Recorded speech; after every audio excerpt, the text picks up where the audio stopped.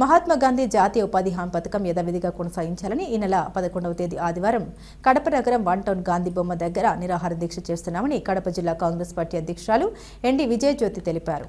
శనివారం ఈ సందర్భంగా కడప జిల్లా కాంగ్రెస్ పార్టీ కార్యాలయంలో ఆమె మీడియాతో మాట్లాడారు. 2006 ఫిబ్రవరి 2వ తేదీన మాజీ ప్రధానమంత్రి మన్మోహన్ సింగ్, సోనియా గాంధీ, వైఎస్ రాజశేఖర రెడ్డి నేతృత్వంలో అనంతపురంలో ఉపాధి హామీ పథకం మొట్టమొదటిసారిగా ప్రవేశపెట్టి నిధులు మొత్తం కేంద్రం సమకూర్చే విధంగా చేసి పేద బడుగు బలహీన వర్గాల ప్రజలకు, నిరుద్యోగులకు ఉపాధి కల్పించే విధంగా చట్టం చేసి ప్రవేశపెట్టి అమలు చేస్తూ ఉంటే దానికి వ్యతిరేకంగా ప్రస్తుత ఎన్డీఏ ప్రభుత్వం చేయడం దారుణమన్నారు.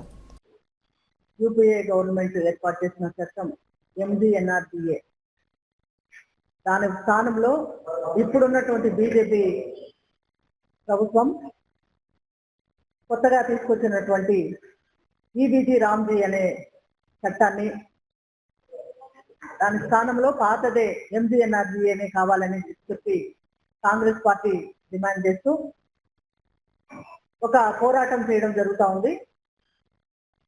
ఈ నెల 8వ తేదీ నుంచి ఫిబ్రవరి 25 వరకు ఎంజీఎన్ఆర్డీఏ పరిరక్షణ పోరాటం అని దేశవ్యాప్తంగా చేయడం జరుగుతూ ఉంది. ఈరోజు ఏఐసిసి మరియు పిసిసి ఆదేశాల మేరకు ఈ విషయాన్నంతా మీ ద్వారా ప్రజల దృష్టికి తీసుకురావాలని ఈ సమావేశం ఏర్పాటు చేయడం జరిగింది.